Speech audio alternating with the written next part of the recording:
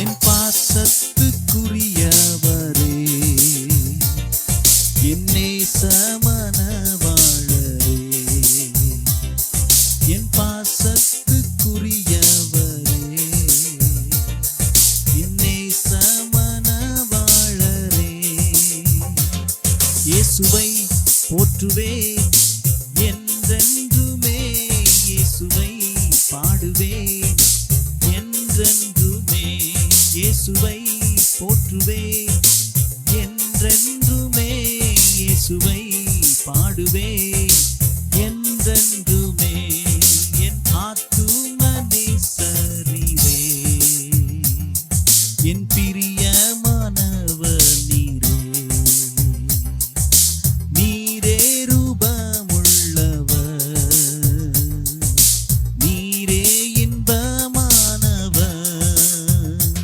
இயேசுவை உயர்த்துவேன் என்றென்றுமே, இயேசுவை வாழ்த்துவேன் என்றென்றுமே, இயேசுவை உயர்த்துவேன் என்றென்றுமே, இயேசுவை வாழ்த்துவேன் என்றென்றுமே.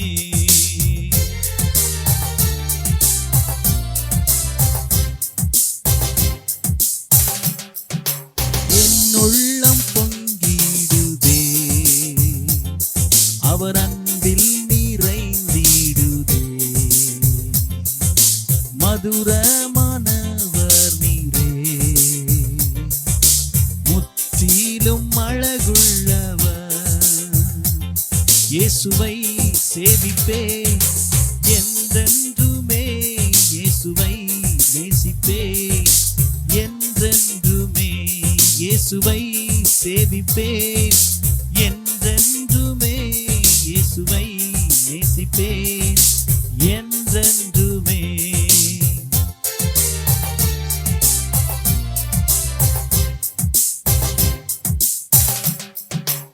இதயமோ விழித்திருந்து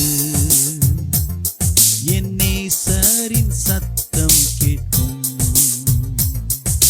கதவை திறந்திடவே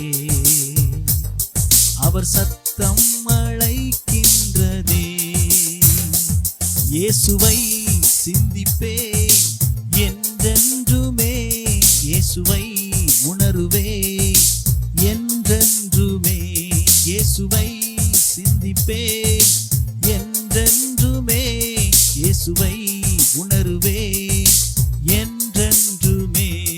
கல்லிராதபடி செய்யும் நாட்கள் நெகேமியாவினுடைய ஆலங்கத்தை குறித்து நாம் படிக்கிறோம். இந்த நெகேமியாவினுடைய ஆலங்கத்தில் நடந்தது என்ன? அந்த சாலமோன் ஆலயம் கட்டியிருந்தானே, அந்த ஆலயம் இடிக்கப்பட்டது, சுற்று சுவர் இடிக்கப்பட்டது. இதை திரும்ப கட்டுவதற்காக வருகிறவன் தான் நெகேமியா, எஸ்ரா. இவர்கள் எல்லாம் வரும் பொழுது இந்த ஆலயம் இடிக்கப்பட்டிருக்கிற நிலையை பார்த்த பொழுதுதான் அவங்களுக்கு என்ன வந்துச்சு? கண்ணீர் வந்தது. கண்ணீர் வந்தது. இயேசு நகரத்தை பார்த்த போது எப்படி அழுதாரோ அதே போல நெகேமியா அழுதது போல இன்றைக்கு நான் திருச்சபை உங்களுக்கு எனக்கு ஆண்டவர் பேசுகிற ஒரு காரியம், ஒருவேளை என் மூலமா பேசலாம், எனக்கே பேசலாம், உங்களுக்கும் பேசலாம். பேசுகிற காரியம் என்ன? இது கடைசி காலம். விசுவாசியே, கள்ள தீர்க்கதரிசிகளுக்கு எச்சரிக்கையாயிருங்கள். வேதம் சொல்லி இருக்கிற வார்த்தைகளை கவனிங்க. இது சட்டதிட்டம் அல்ல, நம்மை பாதுகாத்து அவருடைய ராஜ்யத்திற்கு கொண்டு போகும்படி கர்த்தர் நம்மை அழைக்கிறார். ஒரு அல்லேலூயா சொல்லுவோமா? நெகேமியா புஸ்தகத்திலே 1ஆம் அதிகாரத்தை திருப்பி ஒரு 3 காரியத்தை நான் உங்களுக்கு சொல்ல வேண்டும் அல்லவா? ஆண்டவர் சொல்லி இருக்கிற காரியம், இந்த வார்த்தைகளை கேட்டபோது நல்லா புரிந்து கொள்ளுங்கள். இயேசு கிறிஸ்துவுக்கு தெரிந்தது நமக்கு தெரியாது. இயேசு இந்த வேத வசனத்தில் நமக்கு தெரியாததை இனி வரப்போகிறது எல்லாம் அவர் தம்முடைய தூதனை கொண்டு எழுதி வைத்திருக்கிறார். இந்த உலகம் எப்படி இருக்கிறது? சுட்டெரிக்கப்பட்ட நிலையில் இருக்கிறது. இந்த உலகம் எப்படி இருக்கிறது? இடிந்து போன நிலையில் இருக்கிறது. இந்த உலகத்தை பார்த்து நாம் இப்பொழுது பேச வேண்டுமானால் அழுகைதான் வர வேண்டும். அந்த அளவுக்கு இந்த உலகம் வேதனையானதை நமக்கு கொடுத்து கொண்டிருக்கிறது. இந்த நேரத்தில் நெகேமியா செய்தது என்ன? இந்த வார்த்தைகளை கேட்டபோது உட்கார்ந்து, அல்லேலூயா சொல்லுவோமா? உட்கார்ந்து, 2வது அழுது துக்கித்து உபவாசித்து பரலோகத்தின் தேவனை நோக்கி மன்றாடினான். ஒரு அல்லேலூயா சொல்லுவோமா? இன்னைக்கு இந்த செய்தியின் இறுதியில் நான் வரும்பொழுது ஒரு காரியத்தை சொல்கிறேன். 3 காரியங்களை நாம் செய்ய போகிறோம். 1, தேவ சமூகத்திலே அமர்ந்திருக்க போகிறோம். அல்லேலூயா. ஒரு 21 நாட்களை எடுத்துக்கொள்வோம். இன்னும் நமக்கு இந்த வருடம் முடிவதற்கான நாட்கள் கொஞ்சம் தான் இருக்குது. இந்த நாட்களிலே ஒவ்வொரு மணி நேரமும் தொடர்ந்து சங்கிலி போட்டு ஜெபிக்கக்கூடியவர்களை எழுப்பி அமர்ந்திருந்து வேதத்தை பார்த்து எந்த இடங்களில் நாங்கள் பாவம் செய்தோம், எந்த காரியத்தில் நாங்கள் தவறு செய்தோம் என்று நம்மை நாமே ஆராய்ந்து பார்க்க வேண்டிய, உட்கார்ந்திருக்க வேண்டிய ஒரு நேரம் வந்திருக்கிறது. ஒரு அல்லேலூயா சொல்லுவோமா? 1 உட்காரணம். 2வது வேதம் சொல்கிறது பாவத்தை அறிக்கையிடுவதற்காக ஒரு ஜாமம் எடுத்துக்கொண்டார்கள். ஒரு ஜாமம் என்றால் 3 மணி நேரங்கள் அவர்கள் எடுத்துக்கொண்டார்கள். நான் உங்களுக்கு ஒரு காரியத்தை சொல்கிறேன். புதிய வருஷத்திற்குள் போவதற்கு முன்பதாக இந்த வருஷத்தின் நன்மையை நாம் சுதந்திரிப்பதற்காக தேவ சமூகத்திலே நம்மை நாமே ஆராய்ந்து பார்த்தாலே நிச்சயமாக நாம் சுத்திகரிக்கப்படுவோம். அல்லேலூயா. உட்கார்ந்து தேவ சமூகத்திலே பாவ அறிக்கை ஜெபம். பாவத்தை, ஆண்டவரே இன்ன பாவம் செஞ்சேன் உங்களால எண்ணி சொல்ல முடியாது. உங்களால சொல்ல முடியுமா? இன்ன செஞ்சேன் இதுக்கு உங்களால சுருக்க முடியுமா? உங்களுக்கு தெரிஞ்சது கொஞ்சம் தான். நான் சொன்னல, எரிச்சல் என்பது வெளியில பேசிட்டு உள்ள இருக்கும். வெளியில இந்த தேசம் கடைசி காலத்துல வந்திருக்கிறது. இந்த வேதம் நம்மை எச்சரிக்கிறது. இந்த வேதம் கடைசி காலத்தை மட்டும் சொல்லவில்லை, இந்த காலத்திலே நாம் விழுந்து போவதற்கான வாய்ப்பு அதிகமாக இருக்கிறது. விசுவாசிகள், நான் குறிப்பாக சொல்வேன், நல்ல விசுவாசிகள் விழுந்து போவதற்கே வாய்ப்பு அதிகமாக இருக்கிறது. என்றால் பதர் என்னத்துக்காகும்? கோதுமையே பறக்குது, அப்படி இருக்குது நிலைமை.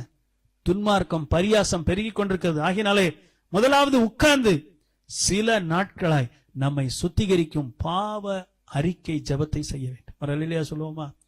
3வது நாம் பாரப்பட வேண்டும். யாருக்காக பாரப்பட வேண்டும்? வேதம் சொல்கிறது நம்மை சுற்றி இருக்கிற ஜனங்களுக்காக. முழங்கால் படிடுவோமா? கர்த்தர் விரும்புகிற காரியம் ஒன்று இதுதான். நெகேமியா இந்த இடத்துக்கு வந்துட்டா. நீங்க இந்த இடத்துக்கு வந்தாச்சா? நெகேமியா இருந்த அந்த நாட்களில் இருந்த சூழல் வேறு, இப்பொழுது நமக்கு இருக்கிற சூழல் வேறு. ஆனா 2 ஒண்ணுதான். அலங்கம் இடிபட்டு கிடக்கிறது, ஆலயம் இடிபட்டு கிடக்கிறது, ஆராதனை தடை பண்ணப்பட்டு கிடக்கிறது, ஜனங்கள் ரட்சிக்க கூட, சுவிசேஷத்தை அறிவிக்க கூட ரட்சிக்கப்படாதபடிக்கு தடை உண்டாயிருக்கிறது. ஜெபிப்போமா? ஆண்டவரே, நான் உட்கார எனக்கு பலன் தாரும். I want to sit in the presence of God. தேவ சமூகத்தில் அமர்ந்திருக்க எனக்கு பலன் தாரும். ரட்சிப்பு தடை செய்யப்பட்டிருக்கிறது, சுவிசேஷம் தடை செய்யப்பட்டிருக்கிறது. ஆண்டவரே, இந்த வேத வசனத்தின் சட்டதிட்டங்களை எங்களுக்கு கொடுத்திருப்பது ஒன்றே ஒன்றுதான், உன்னை நேசிப்பது போல பிறனை நேசி. அந்த ஒரு கட்டளையை நீர் பிரதானமாய் கொடுத்திருக்கிறீர். இந்த நகரம் மேல் ஒரு அன்பை எனக்கு தாரும். திருச்சபையே, எச்சரிப்பான காரியங்கள் சொல்லப்பட்டிருக்கிறது. இந்த கடைசி நாட்கள்ல இயேசுவின் அன்பை பிரதிபலிக்க வேண்டுமானால் உள்ளம் உடைந்து அழுது நொறுங்கி பாவத்தை அறிக்கை செய்து ஜெபிப்பதற்கு, தேவனே ஆத்துமக்களுக்காய் பாரப்படுவதற்கு பலன் தார். கர்த்தர்ட்ட கேளுங்க, உட்கார பலன் தார், தேவ சமூகத்தில் அமர்ந்திருக்க பலன் தார். எத்தனை பேர் கேட்க விரும்புறீங்க? ஜெபிக்கலாம். ஒரு 2 நிமிடங்களை எடுத்துக்கொள்வோம், ஜெபிப்போமா? ஆண்டவரே, உங்க சமூகத்துல உட்கார எனக்கு பலன் தார். இவ்வளவு 11 மாதங்கள், இவ்வளவு நாட்களை நாங்கள் ஆண்டவரே ஸ்தோத்திரம் நன்றியோடு நினைவு கூறுகிறோம். இனி வரும் காலம் கொடிதா இருக்கிறபடியினால் பாவ அறிக்கை செய்து ஜெபிக்க, ஆண்டவரே எங்களுடைய தேசத்திற்காக பாவ அறிக்கை செய்து ஜெபிக்க, குடும்பத்திற்காக பாவ அறிக்கை செய்து ஜெபிக்க, ஒவ்வொரு குடும்பமும் அதனுடைய நிந்தையை சுமக்கிறதை பார்க்கிறோம், தீங்கை சுமக்கிறதை பார்க்கிறோம், செய்வினையும் அந்தகாரமும் ஆண்டவரே ஜனங்களை பிடித்திருக்கிறதை பார்க்கிறோம். இந்த ஜனத்துக்காக யார் மன்றாடுவார்? இப்ப அலங்க இடிபட்டு கிடைக்கலங்க, மக்கள் சரீரம், ஆண்கள் பெண்கள் வாலிபர்கள் இடிபட்டு கிடக்கிறார்கள். கர்த்தரோடு தொடர்பில்லை, கர்த்தருடைய சமூகத்தில் அவர்கள் இருப்பதில்லை, தேவனை தேட மனமில்லை. வாலிபர்கள் பெரியவர்கள் முதியவர்கள் இடிந்து கிடக்கிறாங்களே, ஜனங்கள் உடைந்து கிடக்கிறாங்களே. 50 வருஷம் இயேசுவுக்காக வாழ வேண்டிய ஒரு நபர் 20 வருஷத்துல விழுந்து போய்விட்டார். ஐயா, விழுந்து போய்விட்டார். கிறிஸ்துவுக்காக தன்னை அர்ப்பணித்திருந்த வாலிபன் கர்த்தரை விட்டு பின்வாங்கி உலகத்துல விழுந்து கிடக்கிறான். ஐயா, போராடி ஜெபிக்க வேண்டிய ஒரு காலம் வந்திருக்கிறது. கர்த்தருக்காக வாழ வேண்டிய ஒரு குடும்பம் வயதான பிறகு 70-80 வயதிற்கு பிறகு தங்களுடைய பொல்லாத பழைய மார்க்கத்துல விழுந்து விட்டது. ஐயா, இதுதான் இன்றைக்கு நடக்கிறதான காரியம். கர்த்தருக்காக ஊழியம் செய்ய வேண்டிய ஊழியக்காரன் இந்த நாட்கள்ல நிற்க முடியாமல் விழுந்து கிடக்கிறான். ஐயா, அழுது புலம்பி பாவ அறிக்கை செய்து இந்த தேசத்துக்காக மன்றாட வேண்டி எங்களை ஆயத்தப்படுத்தும், சபை ஆயத்தப்படுத்தும். எல்லாரும் கேட்போமா? ஆண்டவரே, எங்களுடைய திருச்சபை ஆயத்தமாகட்டும். ஆண்டவரே, எங்க திருச்சபை நான் ஆயத்தமாகட்டும். ஆண்டவரே, இனி இருக்கிறதான இந்த கொஞ்ச காலங்கள் கொடிய காலங்கள் என்று சொல்லப்பட்டிருக்கிறது. இந்த கொஞ்ச காலத்துல அநேக கள்ள தீர்க்கதரிசிகள் எழும்பி குழப்பிக் கொண்டிருக்கிறதை பார்க்கிறோம். ஜனத்துக்கு தேவை ரட்சிப்பு, ஜனத்துக்கு தேவை விடுதலை, ஜனத்துக்கு தேவை சமாதானம். ஆண்டவரே, இந்த சமாதானத்தை அநேகர் காணவில்லை அப்பா. எனக்கு கிடைத்த இந்த சமாதானத்தை அநேகர் பெற்றுக்கொள்ளவில்லை அப்பா. ஜெபிங்க ஜெபிங்க ஜெபிங்க. தம்பி ஜெபம் பண்ணு. அன்பு தேவ பிள்ளையே, உனக்கு அந்த பாரம் இருக்குமானால் ஜெபம் பண்ணு. ஸ்தோத்திரம் ஸ்தோத்திரம் ஸ்தோத்திரம் ஸ்தோத்திரம். தேவ கரத்தில் எங்களை ஒப்பு கொடுக்கிறோம் ஐயா. ஒவ்வொருவருக்குள்ள அந்த ஆவியை ஊற்றுங்கப்பா. ஆண்டவரே, அலங்கம் இடிபட்டு கிடக்கிறது. ஆண்டவரே, எங்கு பார்த்தாலும் மக்கள் ஆண்டவரே பாவத்துல திளைத்து கிடக்கிறார்களப்பா. ஒரு அம்மா சொல்றாங்க, உங்க தெருவுல இப்படி பாவம் பெருகி இருக்கிறதே, என்ன செய்ய போகிறீர்கள் என்று என்னிடத்துல கேட்கிறார்கள், உங்களிடத்துல கேட்கிறார்கள். ஒவ்வொருவரும் ஒவ்வொரு தெருவிலையும் நம்ம பார்க்கிறோம். வாலிபர்களுடைய நிலைமை ரொம்ப மோசமாய் கொண்டிருக்கிறது. ஒவ்வொரு தெருக்களிலும் வாலிபர்கள் இன்றைக்கு அடைபட்டு ஒடுங்கி போய் கிடக்கிறாங்களே. ஆண்டவருடைய சமூகத்துல ஜெபிக்க வேண்டும். அது மாத்திரமல்ல, இந்த நாட்களிலே எத்தனையோ இளம் வயது நிறைந்தவர்கள் மரித்து கொண்டிருக்கிறார்கள். திடீரென இளம் வயதில் இருக்கிறவர்கள் மரித்து போய்விடுகிறார்கள். கொஞ்ச நாள் கொரோனா கொரோனா என்று சொல்லிக் கொண்டிருந்தோம். இப்போ மழை மழை மழை. உலகத்தில் ஏதாவது ஒரு கொள்ளை நோயோ அல்லது ஏதோ ஒரு ஆபத்து நிருந்து கொண்டே இருக்கிறது. மனிதன் தத்தளித்துக் கொண்டிருக்கிற கடைசி காலம். தேவ சமூகத்தில் எச்சரிக்கை அடைய வேண்டிய ஒரு காலம். பரிசுத்தம் போய், பயபக்தி போய், கர்த்தருக்காக வைராக்கியம் அடைந்தவர்கள் போய் எப்படியும் வாழலாம் என்று பிரசங்கிக்கிறவர்கள் எழும்பி இருக்கிற கடைசி காலம். இந்த காலத்தில் திருச்சபை ஆயத்தமாக வேண்டும். பாவ அறிக்கை செய்து இந்த தீங்கிலிருந்து நாங்கள் காப்பாற்றப்பட வேண்டும். அலங்கம் இடிந்து கிடக்கிறதையா, வாசல்கள் ஆண்டவரை தீக்கரையாக்கப்பட்டிருக்கிறதையா, ஆலயங்கள் எழும்ப முடியாதபடி ஆண்டவரை உடைக்கப்பட்டிருக்கிறதையா, ஊழியம் செய்கிறவர்கள் சோர்ந்து போகும்படி வியாதி, பலகீனம், செய்வினை, பில்லி சூனியங்களை கர்த்தருடைய ராஜ்யத்துக்கு விரோதமாய் வைத்து தோற்று போனவர்கள் இப்பொழுது எழும்பி நின்று தங்களுடைய கொடிகளை நாட்ட முடியும் என்று நம்புகிற பயங்கரத்தை பார்க்கிறோமே. இயேசு கிறிஸ்துவின் நாமத்தினாலே இதை மேற்கொள்வதற்கு கிருபையை பெற்றுக்கொள்ள உட்கார பலன் தாங்கப்பா. உங்க சமூகத்துல எத்தனை பேர் வாஞ்சிக்கிறீங்க? ஆண்டவரே, நான் உபவாசிக்க விரும்புகிறேன். ஆண்டவரே, உங்க சமூகத்துல இருக்க விரும்புகிறேன். ஒருவேளை இந்த விருப்பம் உங்களுக்கு இல்லாம இருக்கலாம். வேற வழி இல்ல. அலங்க இடிஞ்சிட்டு உங்களுக்குன்னு இனி இடம் இல்லையா. இந்த உலகத்துல உங்களுக்கு தங்கி தாபரிக்கிறதுக்கு அலங்கம் இல்லை. ஆலயம் இடிந்து கிடக்கிறது ஐயா. ஊழியம் இடிந்து கிடக்கிறது ஐயா. தேவ சமூகத்துல எழும்பின ஊழியர்கள் கூட எழும்ப முடியாதபடி உடைந்து நிற்கிறார்கள் ஐயா. இனி நமக்கு ஒரு வாய்ப்பு ஒன்றே ஒன்றுதான். தேவ சமூகத்துல வீழ்ந்து உட்கார்ந்து பாவ அறிக்கை செய்து தேசத்துக்காக கதற எங்களுக்கு கருவதார். உட்கார்ந்து பாவ அறிக்கை செய்து தேசத்தில் கதறி ஜபிக்க கருவதார். புலம்பி ஜபிக்க கருவதார். ஒப்பாரி வைக்கிறவனை கூப்பிடுங்க. இந்த ஜனம் அப்படி கிடக்கிறது, அப்படி அழிகிறது. அந்த ஆண்டவரை இருதயத்தை எங்களுக்கு தந்திருக்கிறீர்.